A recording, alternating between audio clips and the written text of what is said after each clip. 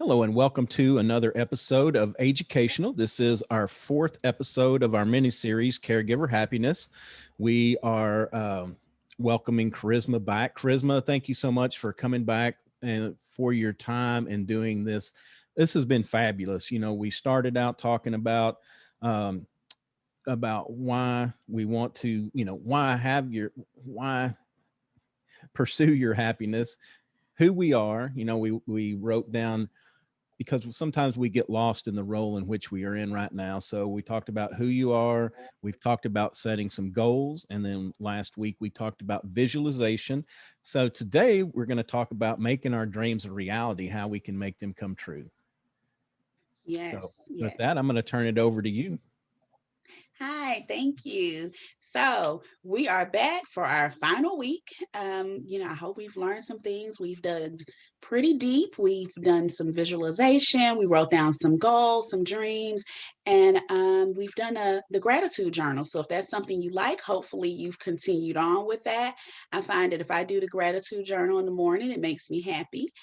Some days I miss it, but I try to catch up where I can, but just throwing those things in there some days, even if it's two, three times a week, excuse me, can make a big, big difference. Yes. Yeah. So, And we all have stuff, even we have bad seasons in life, but there's still usually something that we can look around and be grateful for. So that's something, right. I would challenge everyone to be able to continue on is let's just be thankful because there's always somebody that is a lot worse off. If we've got our health, our relationships, we've really got it all. The other stuff is pretty trivial.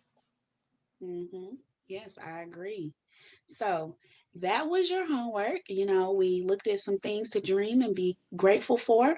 And you probably started doing that homework and you were grateful and you were going through, and then you got to day two or three and something happened.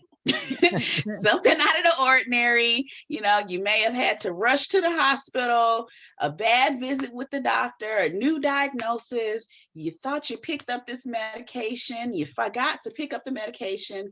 The news came out with something else on COVID. It was just something. And you said, this lady is crazy. I don't have time for this. I don't have time to write down a gratitude journal and write something down every day. I don't have time for that. What difference is that making? But you do. You do have time. And you should, because it doesn't take long when you jot that down, because now your stress level is back up, your blood pressure and your heart rate are back up. You're stressed, you're overwhelmed, because see, that was just a dream, right? It's just a dream, and a dream is just a dream, and now you have real life stuff to do and you don't have time to dream. But the problem is that we as humans, we look at things in these large chunks. We look at big picture. We have to break things down though, because our mind doesn't take in things in that larger picture as much.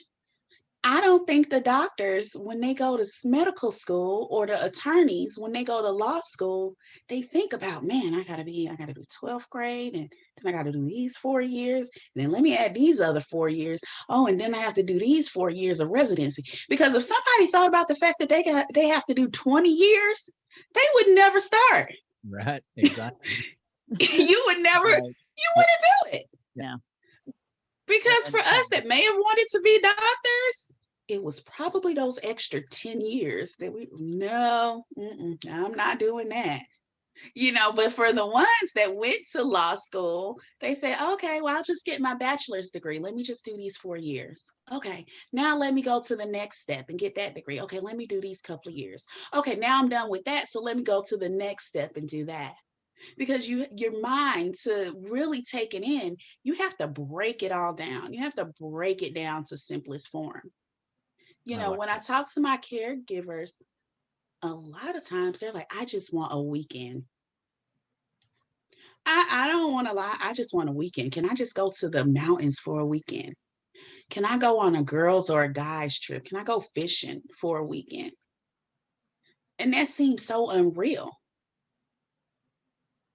it just feels like, oh my gosh, the idea of going somewhere for a weekend, I don't have anybody to take care, of mom. And, I don't know about the medications and, it's just so never mind, forget it. I just won't do anything. Yeah. Throw your hands up again. Yeah. And it happens a lot, especially with my caregivers. It's just, oh no, Charisma, that's not possible. I no, I can't do that. That we were just writing that down. That wasn't for real. But it was, because it's your dream. And that's why I had you write dreams, but I also had you write goals. Because goals are achievable. And one of the things we do is we break them down into SMART goals. We make them measurable. We make them obtainable. But then we also have dreams, and we can continue to dream. So let's start a little bit smaller. Maybe we're not going away for the weekend. Maybe we're not going on that fishing trip. Let's just start with a hot shower or a bubble bath. Right. How many times do we just want, I just need 30 minutes to an hour to take an uninterrupted bubble bath. How do I get that done? Yeah. Something that small. So what we do is we go through it. Our goal is a bubble bath. Very, very small goal for a person that's not a caregiver. They're like, what do you mean your goal is a bubble bath? They're listening to us. Oops, my apologies. They're listening They to were us. listening to you. Yeah. Right. I said, I thought it was on Do Not Disturb. But they're listening to us and they're like, a bubble bath, but no, that's major. A hot shower, a bubble bath, that's major. So how do we get to that point that we'll have that hour? Because we're thinking about the what ifs. I may go in there and then mom may fall, she may slip on the rug. Oh, she may go unlock the door and get out the house. Oh my gosh, what if she messes something up?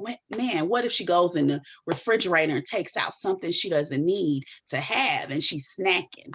Oh my gosh, what if she has to go to the bathroom? All of these things are reality. And then we're like, you know what? Nope, I'm just going to jump in and jump out a quick 5 minutes. Yeah. No, don't do that, because we still want to take this bubble bath. Don't give up on your goals so easily. We have to be committed. You have to commit. No. Right.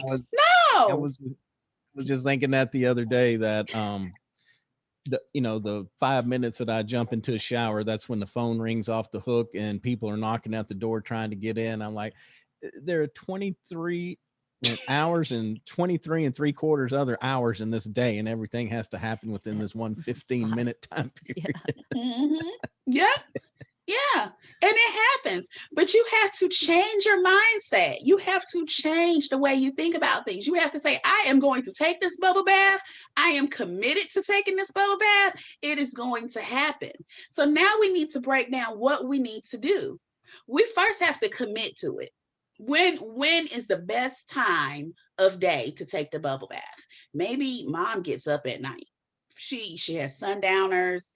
Yes, she's on Respiridol. She's on, she's on everything for sleep. We have the Trazodone. It doesn't matter what we give mom. We gave her Seroquel. She's not sleeping at night. No, it's not happening. At 10 o'clock p.m., mom turned on the old school radio with the turntable. She's listening to music. Well, we can't do the bubble bath then. No.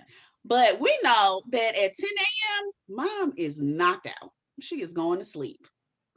Now, 10 a.m. may not be the average time people do a bubble bath, but we're not really average people. That's right.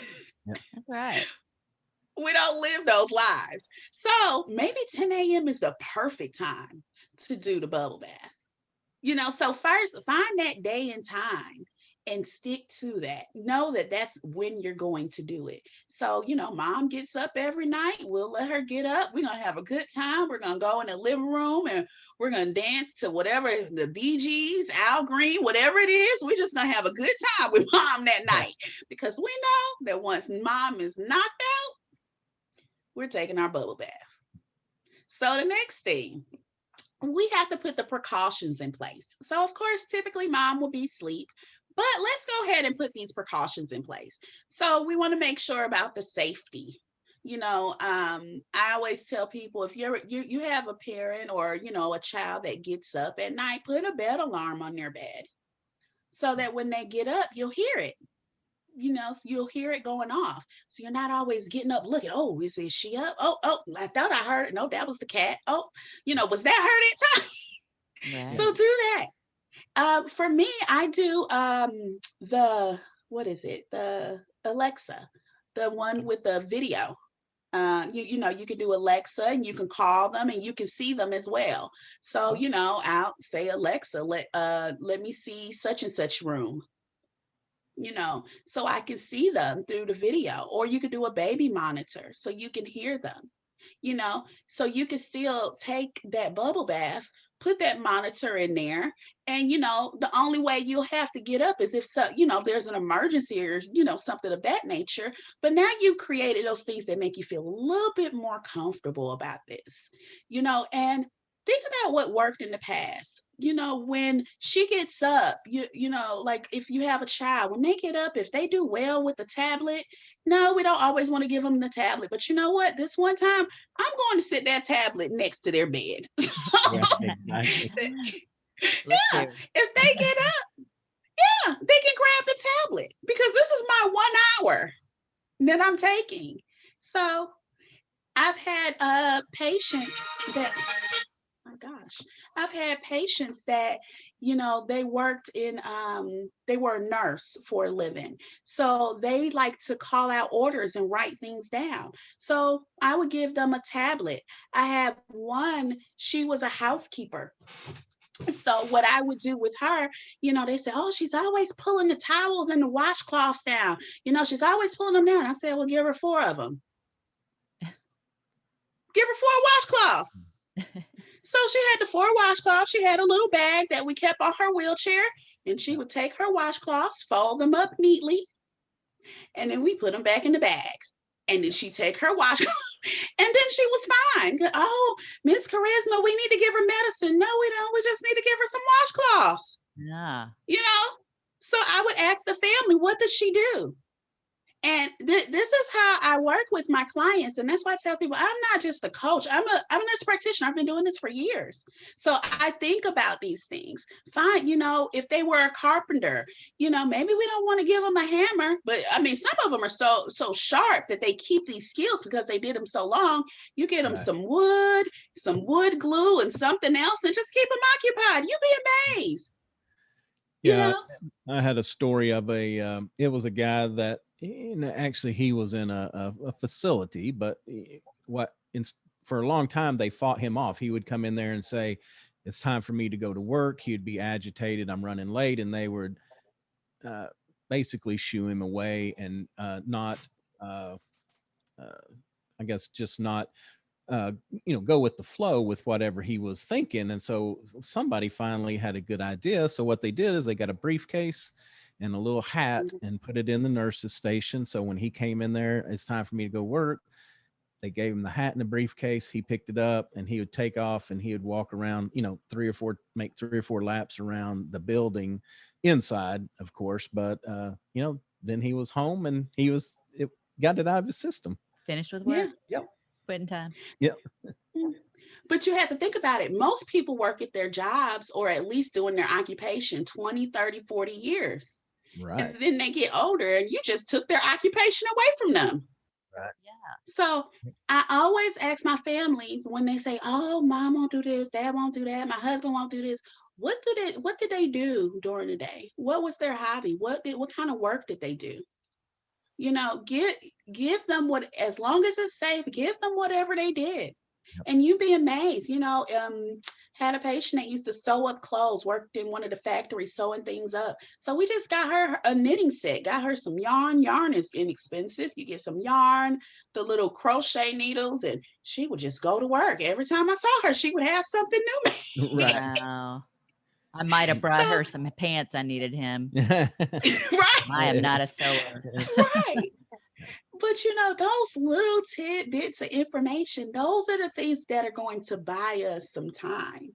Right. You know, so once we do that, we got that baby monitor, we do the bed alarm, we, put on their favorite show. I think 10 o'clock Price is Right comes on. If you can't get a shower, if you can't get a shower or a bath during Price is Right, Right. Right. when Yeah. I tell you, it doesn't matter what patient I visit at 10 o'clock when Price is Right is on, that TV is on Price is Right. Right. That's Yeah. funny. So, those different things, do it when they're at bed. If your loved one gets therapy, you don't have to be at every therapy session. And I think that's one of those things we don't think about, is that therapist is trained. Maybe the first couple of therapy sessions, but after that, when they come see my son for therapy, oh, I'm going on a walk. Right. Let me take this time to go on a walk. And if you need me, call me, Right. because you can get in touch with me, because you're a professional. You went to school for this. You have to be first aid certified, CPR certified. That's an hour of therapy that is already being paid for. That should Right. be time for me. Exactly. Whether I'm walking, meditating, bath, shower, talking, communicating, whatever. So utilize those things. So once we utilize those things, voila, bubble bath. We've anticipated the needs. Right. Exactly. Yeah. The Yeah, preparation. Covered your bases. all of those, yeah, all of those different things. And now we can accomplish it. Did it take us a little longer? We can't just jump in like everyone else. No. But once we can think it through and we can prepare ourselves, then we can do those things. And then we can work up to those bigger things. So we can, I brainstorm with you. I work through these things with you. What can we do? Because everyone's situation isn't the same. So what can we do to make sure that we can get this time for ourselves? Because as we talked about in the beginning, it's not just about happiness. It's about happiness. It's about your health. It's about just you as a person, making sure that you're going to be okay, decreasing that risk for Alzheimer's, decreasing your blood pressure, your heart rate, maybe you're diabetic as well. We need to make sure that you're taking time out to eat properly and do those things for yourself. So this is a big picture thing. It's not just, oh, just be happy. Oh, Charisma just said be happy. No, it's not. It's not just be happy. It's so much more. So, it's taking the bubble bath. It's reading over that gratitude journal while you're sitting in the tub. It's listening to those rain sounds on on your Yeah. soundtrack. You know, all of those different things. It's doing some of that visualization that we talked about earlier. You know, and we can do this with the small things. We can do it with the goals. We can do it with the dreams. Yeah. We just have to put the things in place so that we can dream, so we can think bigger. Yeah. Yeah. And the first part of that is that thinking about it, in order to achieve it, we have to think about it, set out those steps. And yeah, I like also that you said about the little things. We went for a walk in the other morning. It was a little crisp, but there was just a smell in the air. And I was just telling Terry, I said, how lucky are we to be able to walk and just smell that freshness and that crispness, like being a kid again. It was amazing. It was small, but it was Mhm. still, something that we could take joy in. Invigorating. Mhm. Yeah. Yeah. And you start somewhere and you build up. I know we have some bigger goals and some bigger dreams that we want to accomplish, but we just take those small steps. Yeah. So one step at a time, and we'll get there. Yep. There used to be an old saying or an old question is like, how do you eat an elephant? It's one bite at a time. Yeah. When you run a marathon, you have to put one step in, one foot in front of the other, one step at a time. So Mhm. that's the way that we can accomplish all, whatever we want to accomplish, whatever those goals and dreams that we have. I think, this has been a great series, not only for caregivers, but for just people in general. I mean, we know, why is our happiness important to us? And part of that is that self-realization, who are we, and then who are we and what do we want? Setting those goals and then visualizing them. We talked about you can't ever You can't get to the end of the journey if you can't visualize how you're going to get there. We've set out some steps to do it. And then also, just that finalization of realizing our dream and how rewarding it is. Hmm. Yeah. And, the last thing is just to make sure you have someone that keeps you accountable. Yeah. Because a lot of times we do kind of give up on these bigger things and, we're like, just forget it. I'm not going to try it. But, just having that accountability, someone that you can talk to Yeah. and you can say, and they'll say, oh, well, we can try it again. We could try it again tomorrow. Yeah. So, Yeah, no, it's very important. And we can all reach out, find somebody, to be that accountability partner. It makes a big difference. I love, I'm thankful for Terry in my life because she helps me, when things are looking bad and I'm like, I can't go on. She's like, it's all right. We're going to, we had a piece of equipment problem the other day and it was like, oh yeah. I mean, it was kind of bad for a couple hours, but she was able to kind of talk me down off the ledge and say, hey, we're going to get this. Let's step outside with the dogs for a little bit, take a walk, clear your head. And, sure enough, we came back and, things are better than they were before with this new piece of equipment. So, and I didn't strangle anybody. Nobody so, strangled me. Having that partner to reach out to, and, it kind of gets, it's, there's a lot of things that all go together, that not feeling isolated. If you feel like there's somebody you can pick up that phone and reach out to, it makes a huge difference. yeah. All right, Charisma. Well, thank you so much Thank you so for much. this series. It's been awesome. Before we go, please tell everybody, how can they reach out and get a hold of you?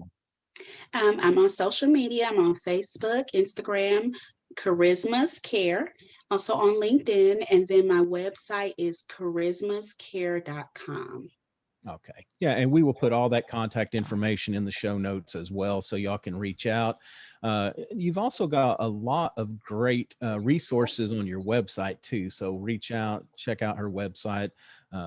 It's important. We've got to take care of ourselves before we can take care of others. Can't drive that home enough. So our wellness as caregivers is it's vital, because you have to think about, if we run ourselves down and we're not around to take care of our loved ones, who's going to do that? So let's do all we can to improve our wellness and our health. All right.